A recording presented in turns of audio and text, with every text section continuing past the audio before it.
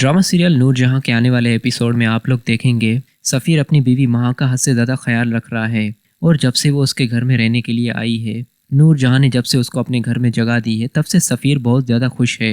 اور سفیر مہا سے یہی کہتا ہے کہ تم نہیں جانتی کہ تم نے کتنا بڑا کام کیا ہے۔ اماں برسوں سے اسی انتظار میں تھی کہ کب میرے بیٹوں کو بیٹا ہوگا اور میں ان بچوں کو اپنی گود میں کھلاؤں گی۔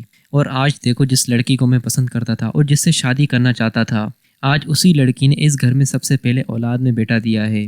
اب دیکھنا تمہارا اس گھر میں مقام سب سے کتنا اونچا رہتا ہے۔ اماں جتنی تم سے بدن تھی نا، اب اتنا ہی تم سے پیار کرے گی۔ جب یہ دونوں آپس میں بات کر رہے ہوں گے تو یہاں پر نور جہاں ان کے پاس آئے گی، اور نور جہاں بڑی ہستی مسکراتی ان کے پاس آ کر کہے گی، اللہ تم دونوں کو ہمیشہ ایسے ہی خوش رکھے۔ اور مہا سے کہے گی، اب تم نہیں جانتی کہ تم میرے لیے کتنی عزیز بن چکی ہو۔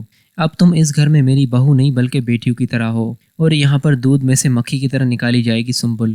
سنبل یہ سارا کا سارا تماشا دیکھنے کے بعد اس کا دل بالکل چھوٹا سا ہو جائے گا، اور اس نے کتنی کوشش کی تھی نور جہاں کو خود سے خوش رکھنے کی، لیکن اس کی خوشخبری دینے سے پہلے ہی مہا نے اتنی بڑی خوشخبری دے دی۔ کل تک جو نور جہاں سنبل کے گن گا رہی تھی، اب وہ سنبل سے بات کرنا بھی پسند نہیں کرتی۔ یہاں پر سنبل نور جہاں کا اس طرح کا رویہ دیکھنے کے بعد اسے بہت زیادہ تکلیف ہو رہی ہے، اور جب ڈاکٹرز کی طرف سے سنبل کو یہ پتہ چلے گا کہ سنبل کبھی بھی ماں نہیں بن سکتی، تو سنبل کے پیروں کے نیچے سے زمین نکل جائے گی، کیونکہ گھر میں اب اسے نور جہاں بھی نہیں پوچھتی۔